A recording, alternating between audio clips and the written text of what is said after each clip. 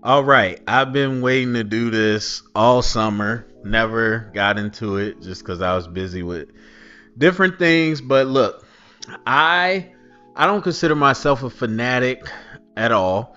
I don't consider myself like a hardcore fan or fandom of anything. But the closest that I would probably say is Avatar: The Last Airbender. I absolutely love it.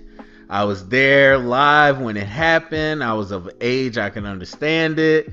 I revisit all the time, all that. I own a physical copy, blah, blah, blah. But I'm not over the top. Not over the top. I'm telling you right now, we not getting into no comic book stuff, none of that.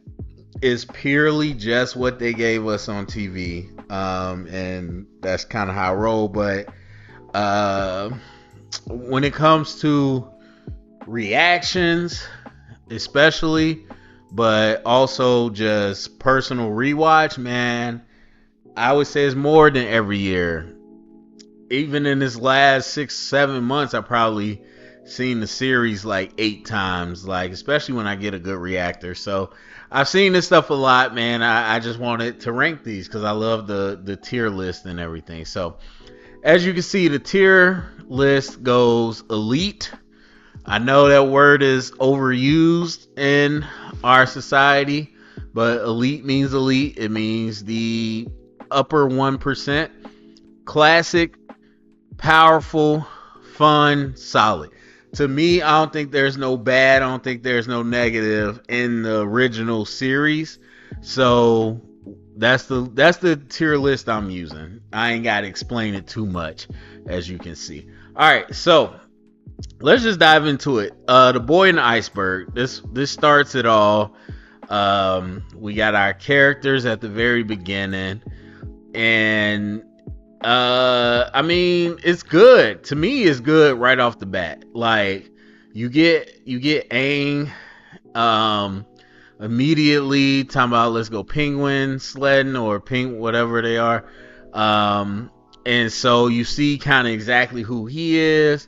You see that Katara is trying to waterbend. You see how Sokka is. I just thought, honestly, when you really think about it, this episode gave you the tone of it, established the tone of the series that they kept up throughout the whole time, which is hard to do. I know a lot of people say season one is more kiddie and blah blah blah, but I think no, this was the essence where we're world building, we are setting up things you want to know more about, and we're having fun, kiddie fun, and that's who Aang was throughout most of this. So, for me, I'm gonna give it a fun. I'm gonna give it a fun. All right, the Avatar returns. That's where Zuko shows up, and we get a little more information about what's going on. They capture the Avatar. He gives himself up, so you see his honor. You see Sokka trying to defend the village, and not being successful. We get a little hint of the Fire Nation being there before with the ship with the booby trap. We get a little more of or Uncle Iroh, I should say. And yeah, I mean, we see the Avatar state for the first time. We see Appa fly. It's a good start, man. It's a good start. It's a good. You know what? Actually, I'm gonna take this. I'm gonna take the first two down to solid. I think it was solid. All right, the Southern Air Temple. This is where Aang and the audience really finds out about the genocide of the Airbenders and Monk Gyatso and everything that happens. Obviously, we meet Momo. He goes into the Avatar state. It's just those are the main parts we can remember. Good world building, but honestly, I'm gonna have to bump it up and say it's powerful. And this is kind of the drawback of a tier list where I would say fun and powerful aren't two different things. Maybe I could have made it one tier, but I'm gonna put it in powerful because it does set the stage for what the stakes are throughout this whole thing. All right, Moving on, the Warriors of Kyoshi. Obviously, we learn about. Well, we learn a little bit about Avatar Kyoshi, but we get the Kyoshi Warriors. We get Suki. We get Sokka starting on his journey, and kind of having his little love thing with Katara back and forth with everybody. I'm gonna take some sips in between, my bad. But we yapping. So um he gets his little thing with Tara. He got the fangirls, and I mean some good jokes, some real good jokes in there. I'ma say because they come in late, they kind of destroy the town, they defend the town. I'm gonna say it's solid. All right, King of Amashu. This is where we get introduced to Boomy. We get the flashbacks, then they get into Omashu. We got some jokes, we got the cabbage, we got Pit Papalopicus, we got all that. Then we got the challenges. I mean, I'm gonna say it was fun. I don't really. I mean, I think that's immediately what you think. It was fun, and then Boomy kind of gives him kind of the word of advice of what his his Earthbender teacher should be. All right, in prison we got Haru. We got the oppression of the Fire Nation, like telling Earthbenders they can't Earthbend, people losing their families. We get Katara really showing that she's going to stand for something. She's not going for the subjugation of people. And I mean, it was really good stuff on the boat and how they broke free, and like, hey, we broke their will, but Haru being young kind of inspired them, and he met his dad. I don't know. I'm gonna say it was solid. I teeter between powerful, and again, I'm very conflicted with powerful and fun. Classic and elite, I think, will be more defined, but powerful and fun, I feel like they could kind of be together. All right, the winter. Wait, no, we're out of order. We are definitely out of order. Okay, wait, is that? What's the winter solstice part 1? Okay. No, I know where we are. Sorry. I don't know. I guess I didn't realize that was the name. But anyway, that was the one with Heibai. So they stumbled across a town that was having issues, and this is where Aang had to confront the spiritual duties of the Avatar, and they were the forest was destroyed or whatever. So the spirit Heibai, Sokka got taken, some other villagers was taken. I'm gonna just say this was solid.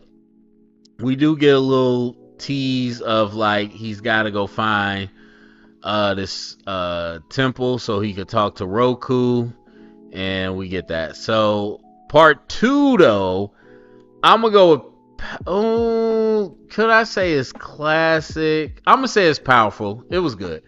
We learn more about Roku. Obviously, we learn about the main task at hand, that the Sozin's Comet is coming, and we see Avatar Roku take over Aang's body.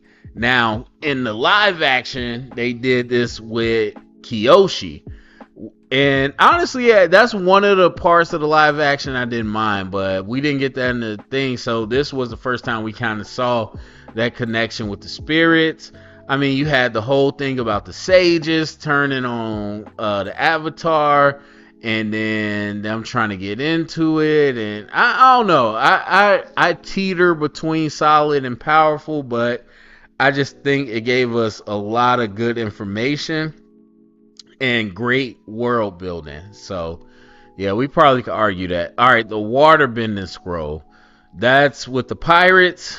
That's where we get some of the advanced waterbending techniques. We get mixed up with Zuko and all those people. I'm gonna go fun. Jet. Oh man, what to say about this episode? I'm gonna go powerful because I think, despite what happens beat for beat, what it really shows is that this war has many sides, and I think that's one of the strengths of this series and this IP is that it's not much like Andor. If you're a fan of Avatar but you're not a fan of Star Wars, watch Andor. So when we talk about war and we talk about the many sides of it and how it could play out, you had Jet and his crew that really hated firebenders and they were willing to sacrifice people to kill some firebenders. And so you had to put the moral standards of the main crew, the Avatar crew, Team Avatar, in conflict with somebody who was on their side but had different meanings about it. And that's when we really saw some of the mature themes. Obviously we know Jet and his background and what everybody meant and what they were doing for a lot of people who had lost their family, had newfound family. But ultimately, believe in your own brother, believe in your own team versus this charismatic leader. It was good stuff. All right, the Great Divide, which I think apparently a lot of people hate. I don't hate it. I never hated it. I didn't love it. It's definitely solid, easily for me.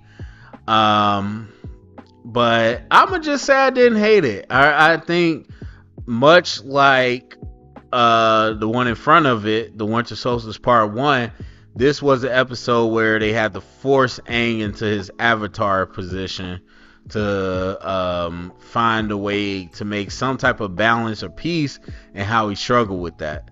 All right, the Storm. Powerful, man. I believe, if I'm not wrong, no, I'm pretty sure. Obviously, this is about Aang and how he got trapped into the water.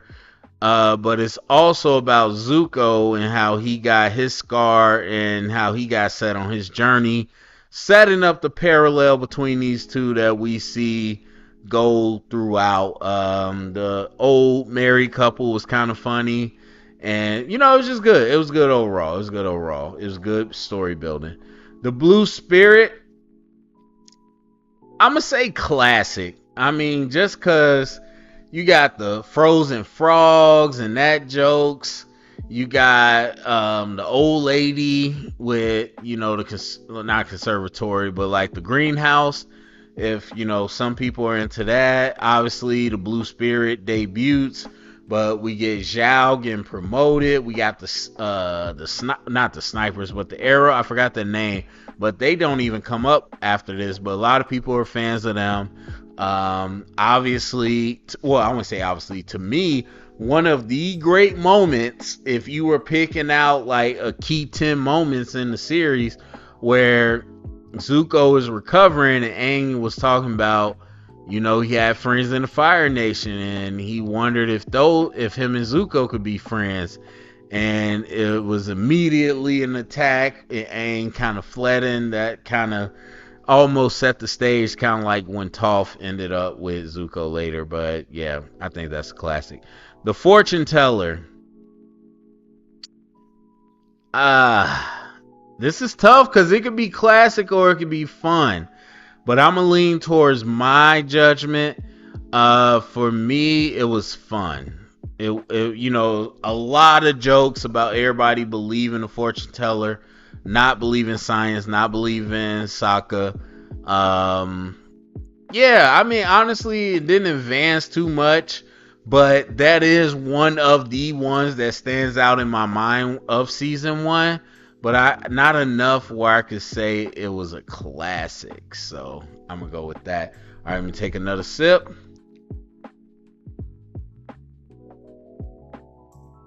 Bato, the Water Tribe, powerful.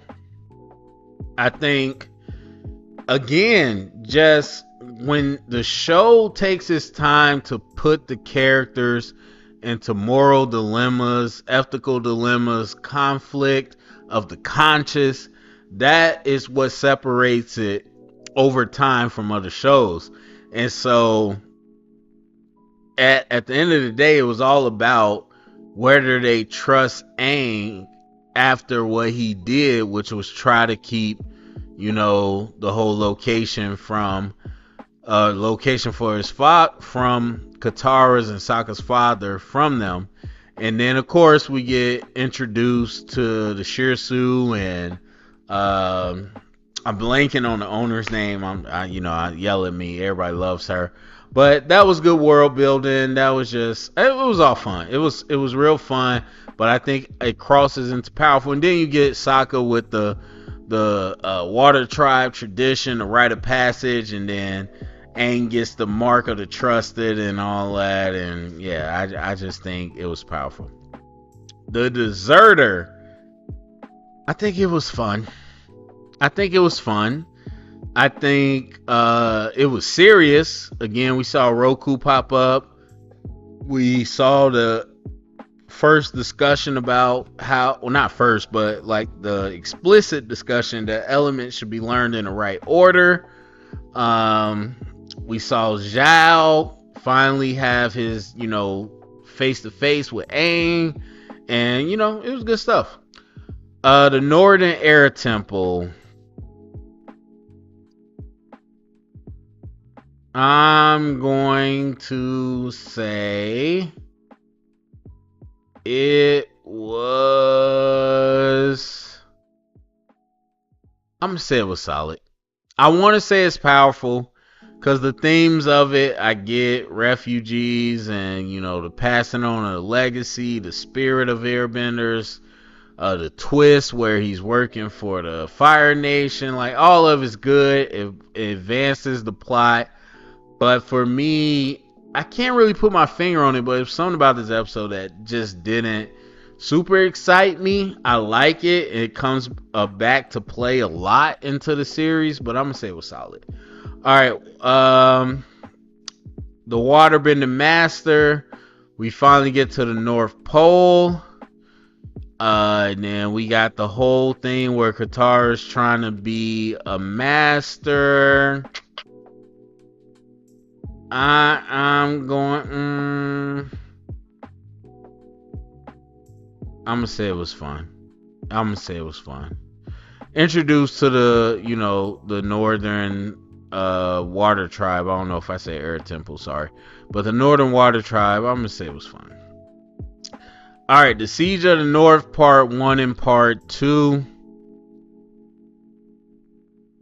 I gotta say that's classic. I gotta say both of them is classic. The finales go crazy. All three books.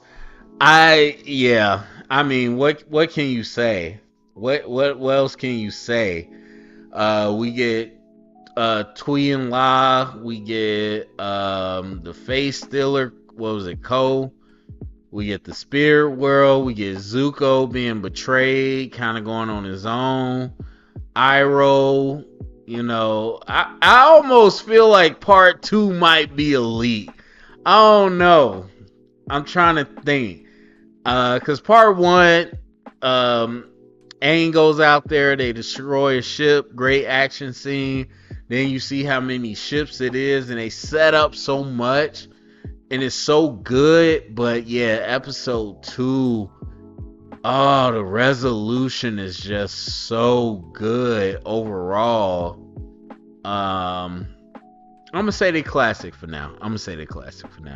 All right, we got a lot to go. I thought it'd be quicker than this. Hold on, I need a little sip.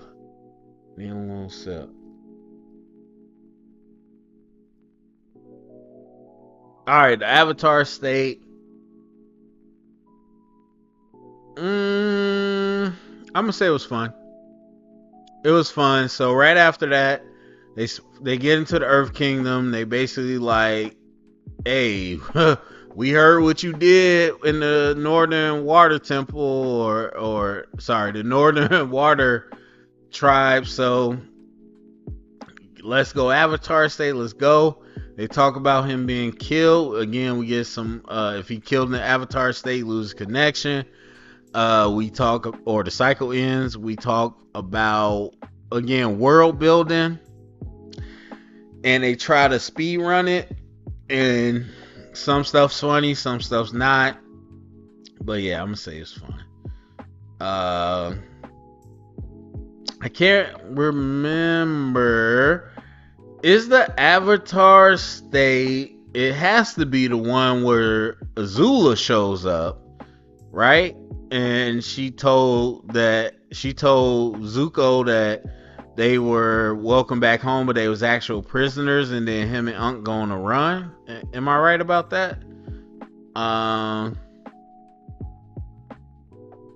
Yeah, I'm still stick with fun. All right, the Cave of Two Lovers. Apparently it's a TikTok meme and stuff. I don't know nothing about it. I'm gonna say it was. I could see where it's classic, like just on definition, but in terms of quality and like me watching it, I gotta say it was solid. Yeah, I gotta say it was solid. Alright, return to Omashu. So that's when they get back, realize that it was captured. Boomy, or the city was taken over, Boomy was captured. And we got Pentapox, we got Azula assembling her team. I'm gonna have to say this is a classic episode. I'm gonna have to say it. Cause we were straight shocked to find out it was taking over. Azula forms her team. We found out about chi blocking. Boomy had gave up. Boomy gave some instructions for Aang to follow. We had the baby get accidentally with the rebels, and Aang showing his compassion. I'm gonna say it's a classic. I love that episode. The swamp, classic. Once again, I mean, setting us up for the future. Fun stuff, but world building. I mean, yeah. I mean, what can you say about that? We know that Aang sees Toph, while Katara and Sokka see people from the past. We see the swamp benders. Yeah. I that's a classic episode to me. Avatar Day. I'm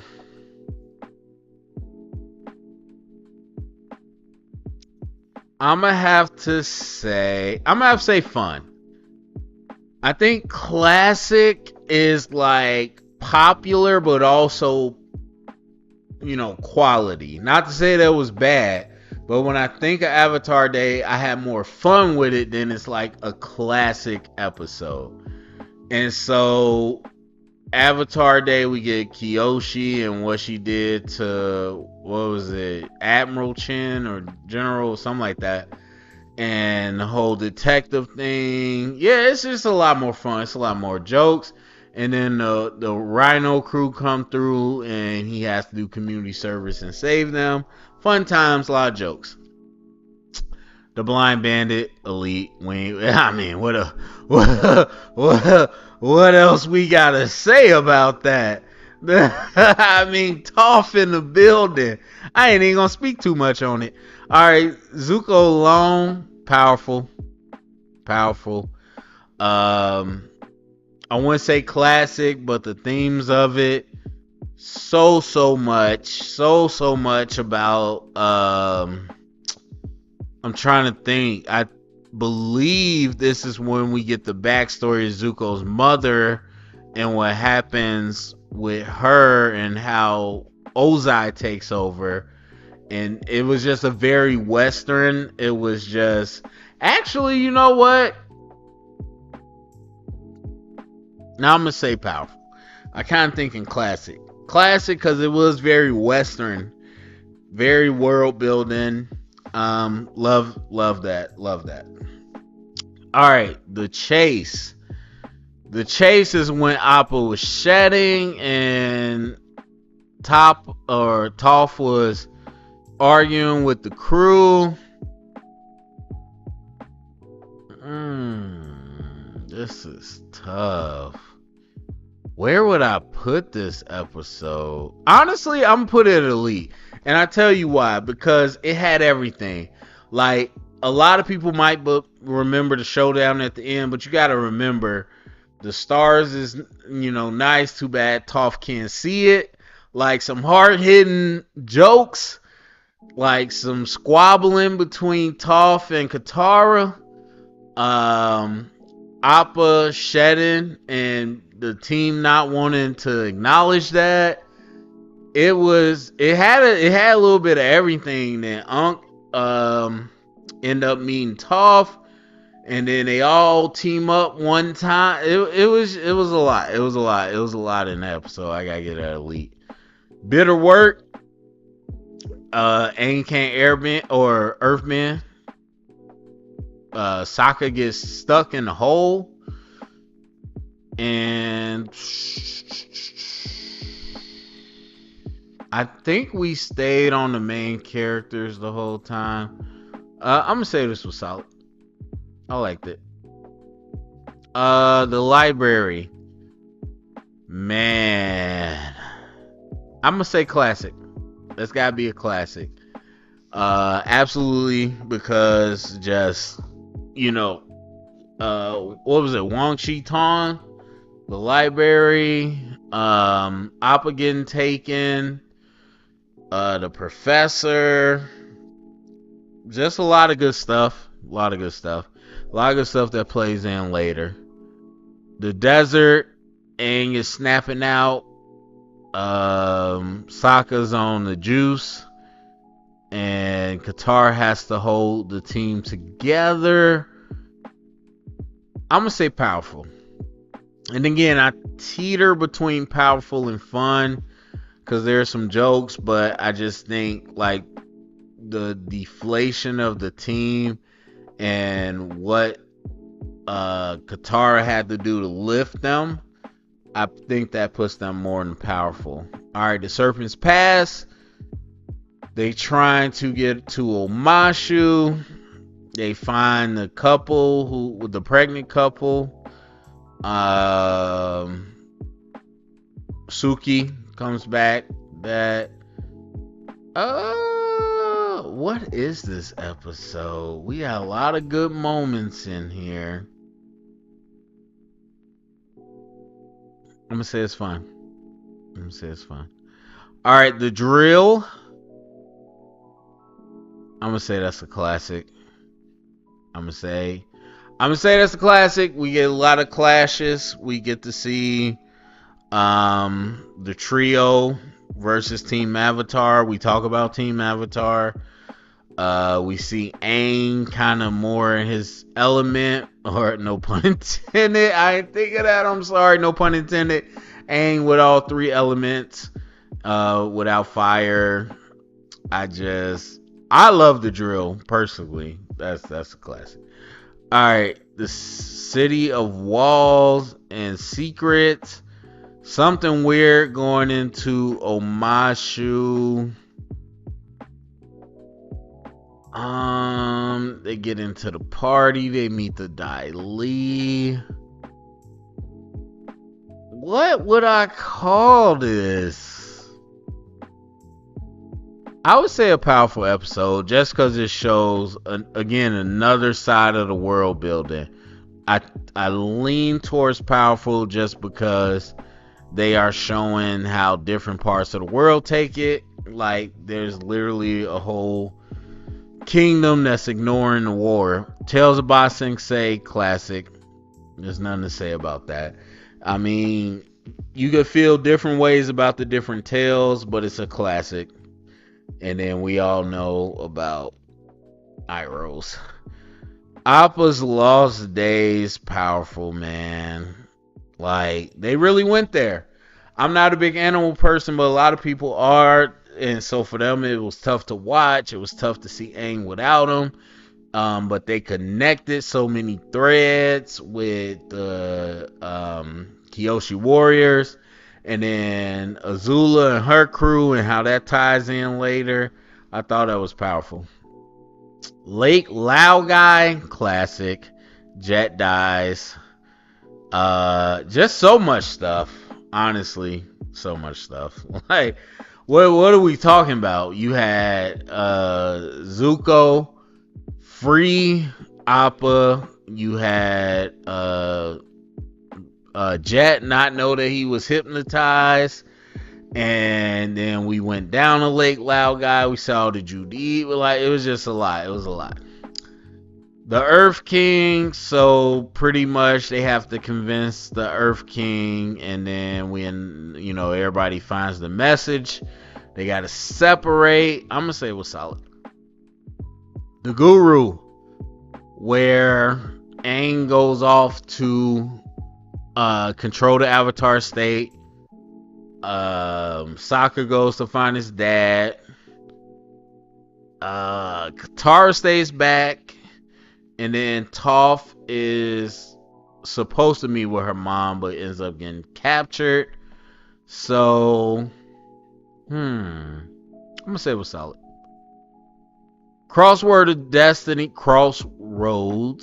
of Destiny. That is a finale. I'm gonna say it's a classic. Toph learns to earthbend. Zuko and Katara get close, only had that broken up.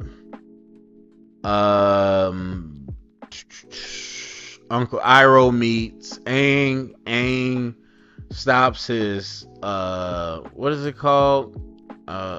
Chakra training, and chooses that. Then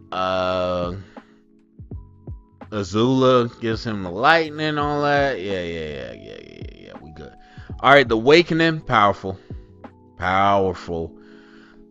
Aang wakes up, doesn't know where he is. Everybody's Fire Nation, and he's all pretty much guilty. You could probably say another word, but he's guilty because he feels like he was let down and people had to do his job. He realizes he died, and Katara had to bring him back. And Katara's mad at her dad because he left. A lot of good stuff in there. Alright, the headband. That was fun. It was pure fun. It was pure dirty dancing, footloose, Ferris Bueller's Day Off. It was all that. Sip time.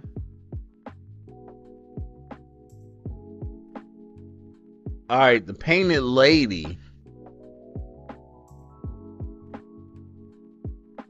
For me, that's a classic.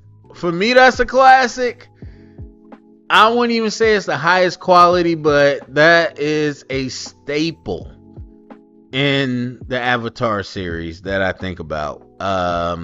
It shows so much. Again, it shows the Fire Nation and their oppression. It shows Katara and her compassion.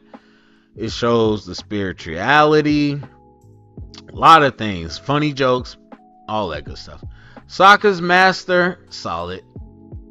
I like it. I like what it stands for, which is mostly the White Lotus. But it's cool. The Beach. Classic. It doesn't reach elite, but it is classic. I will say that. Man, yeah. I don't know if I need to say too much. You got Azula and her crew plus Zuko, really introspective, really talking about themselves, really actually, you know what? Nah, I'm gonna give that elite. The Avatar and the Fire Lord. Elite! This is when we get Aang learning about the story the same time that Zuko is, and that's the story about Avatar Roku and the Fire Lord Azulan. No, what is it? Sozin, Fire Lord Sozin. And so, yeah, elite. You got the twist that Zuko has both in his blood. Yeah, that's elite. The runaway scams. I'm gonna say that was fun. The puppet master, classic. Bloodbending, Hama, oppression. Mm. Nightmares and daydreams. I'm gonna say it's a classic. I think about that all the time. I think when I think about the series, that's one of the ones where you could say it's fun, but it's also a classic, man. Really shows the anxiety going on. Alright, the invasion. So, the Day of Sun Part 1. I gotta say both of these are classic. Really? I might. Is Part 2 elite? I don't know. I'll come back to that. I'm gonna say those are classic. I mean, I don't think I need to speak on those, but yeah. The Western Air Temple. Hi, Zuko here. Zuko trying to join up. Honestly, I think that's a classic. I think that's a classic. The Firebending Masters. The source of the fire. I'm gonna go fun. I'm not gonna lie. I'm gonna go fun. We was joking a lot. It was the first adventure. Iroh kept the secret. It was a lot of good stuff. I'm just go fun. I enjoyed that one. The Boiling Rock Part 1 and Part 2.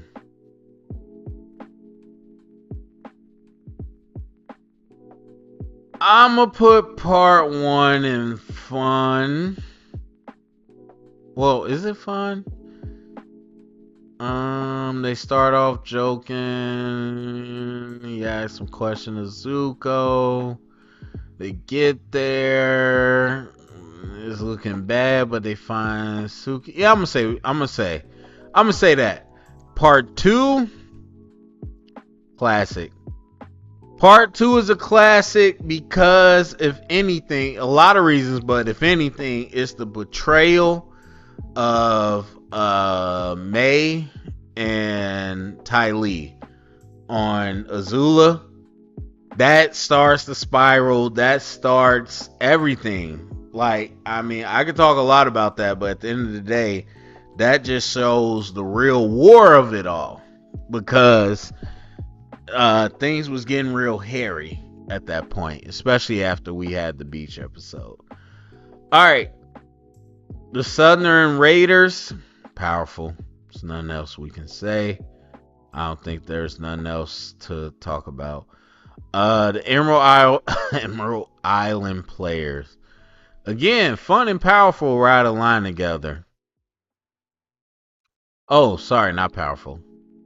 Classic. Classic and fun ride a line together for me as well. That's a classic. Whenever I think about Avatar, that's actually, is that elite? Is that elite? I'm gonna say it's classic. Alright. Part 1. Alright, so the finale. What all happened in part 1? I know that was the beach. We gotta get ready. He's gonna destroy the Earth Kingdom. The Lion Turtle called to Aang. I'ma say that's a classic. Alright, part 2. Meet the White Lotus. I mean, you kind of gotta go elite, right? Well, elite, I'm gonna say classic. Alright, the third one, that's when the fight. Honestly, the third and fourth one are elite. We ain't gotta talk about it. I mean, we will talk about. We ain't gotta talk about too much. The last two parts are elite. I mean, we had a point where Sokka and Toph might have been done. We had obviously the clash between Azula and Zuko. We the ending we know is elite. The energy bending, yeah, everything. The only thing, now look, we ranked all the episodes. You can see it here. You see it here. The only thing I will say that I've been sought out. I haven't actually no. I'm in a group meet with Avatar fans, but it's not what I thought it would be. So I haven't really sat down with other fans to talk about this. But the one thing I have to say or ask, obviously, if you're watching this, you're a fan. What do people think about Aang tapping back into the Avatar state by the rock hitting him in the right spot in his back? Now, look, again, the comic book fans, the extra lore, the podcast people, I'm not going to be able to give you much. I'm just going off straight what they gave us on TV. What do you know, because that's all hindsight. People can say whatever they want to say. I'm talking about in the moment. What do we think about that? That is my only question mark of everything. But those are elite to me. I mean, I could talk for days about the series finale. So those are my rankings, man. Go to the comment section. Let me know what I got wrong, what I got right. What would you like different? Share it around, get the convo started. Thumbs up, subscribe. And thank you for listening.